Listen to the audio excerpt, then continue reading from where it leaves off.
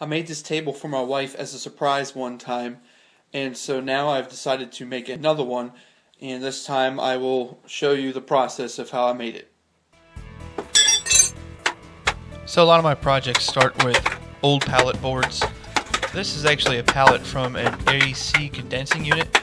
It's not really the typical pallet you find in most hardware stores or behind grocery places. They're very different. This wood is actually maple. It's soft. I like to use it a lot. And a lot of it comes pretty free of a lot of print, which is a really big benefit. And the staples, as you can see here, they're not too terribly hard to get out if you hit them just right. And I've gotten pretty used to it. So I have a pretty good routine on getting those out.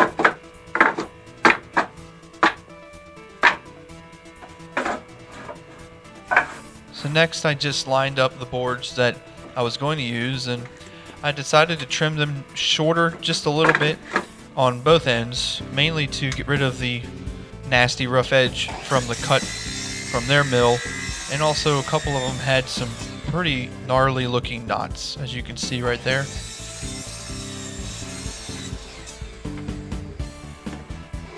Now here I am just trimming the edges off a little. Once again, doing it for the same reason.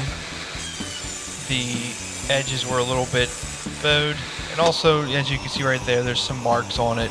So I figured this would be a good way to get rid of those, and also it squares it up so that when I go to glue these all together, I don't have to put them on an edge joint. And then here I am taking care of the other side. So essentially I've trimmed all sides to get the roughness off of it. So now they look really good and clean.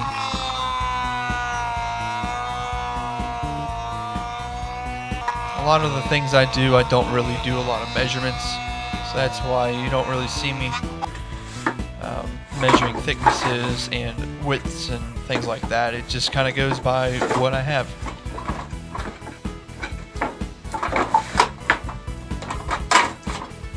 Now this is a technique that I've used quite a bit to make tabletops, and actually very recently I've put together some cabinet doors doing it this way. And I find it works pretty good. Those white pieces of board are just pre-primed maple trim that I got from a leftover job.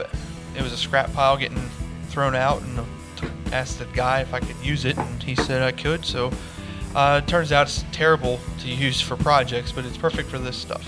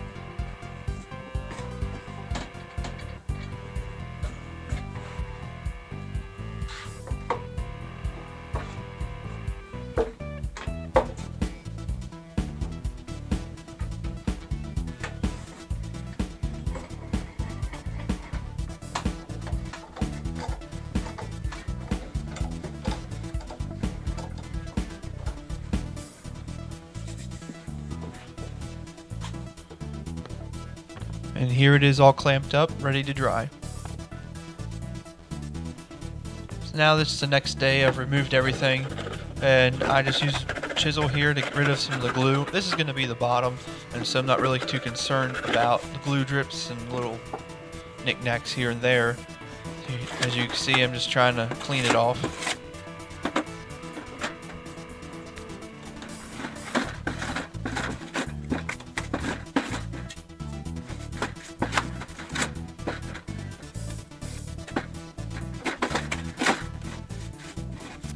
I'm just using some wood filler to fill in the holes. I wasn't sure about this technique, and then once I looked at the table I had already made and saw all of the little holes I had filled before, it really was very hard to find, and Once I found them, realized they really blended in very well, and this was a perfect color. And here I am again, just cleaning it off some more.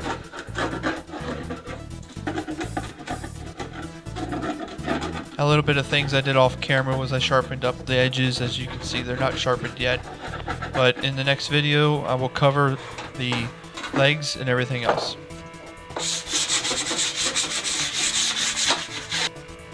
Please be sure to check me out on Facebook, subscribe to me here, and follow me on Facebook. Thanks for watching.